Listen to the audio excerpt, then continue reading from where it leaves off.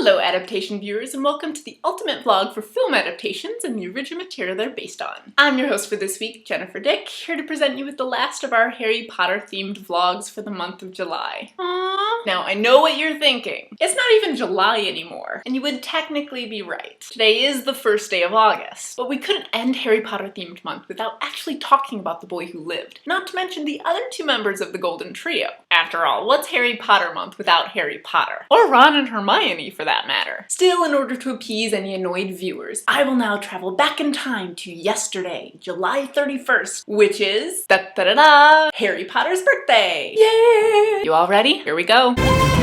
Happy birthday, Harry Potter! And now that that's out of the way, let's get down to business. This vlog is all about the main trio in the Harry Potter series. Harry Potter, of course, and his two best friends, Ron Weasley and Hermione Granger. As you may recall, this trio was among our host choices for best friendship chemistry, as well as worst friendship chemistry. But wait, how is that even possible? Simple. Their chemistry as displayed in the books, we love. That in the movies, not so much. Now the real question is, what changed so drastically between the books and the movies that this favorite friendship became a least favorite friendship?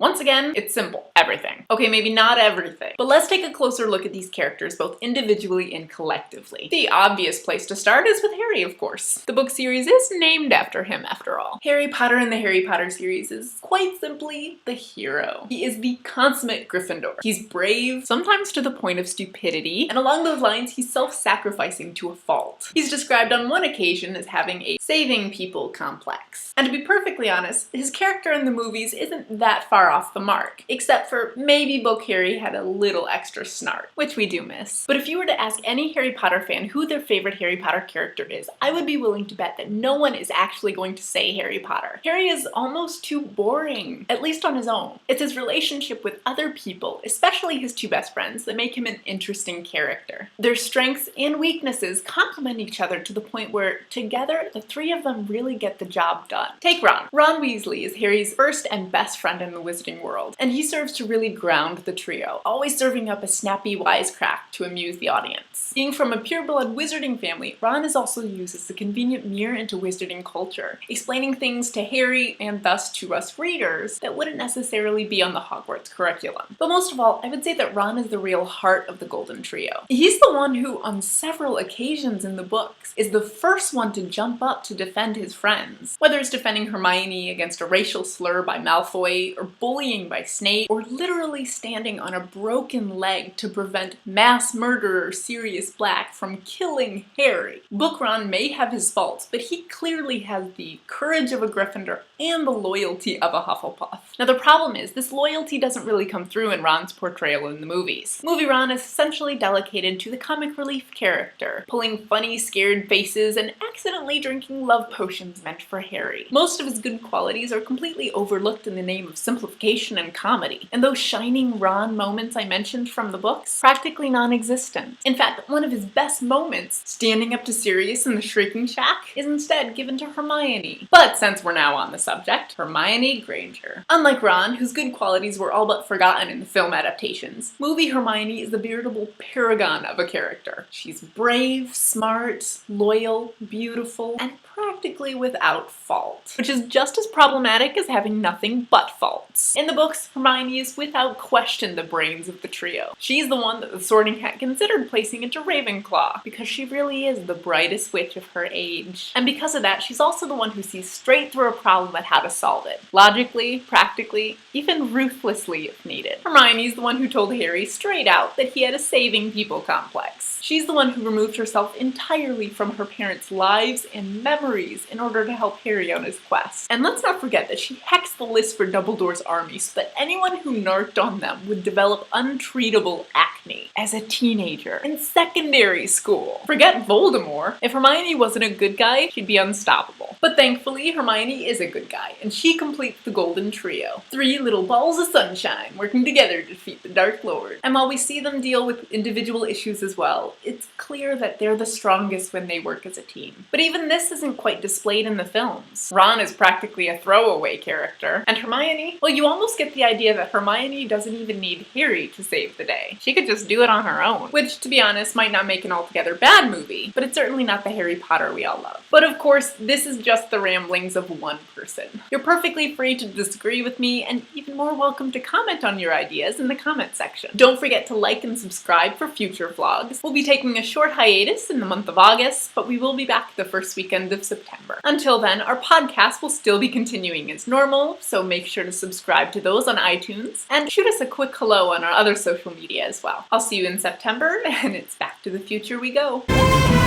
Well, that was fun.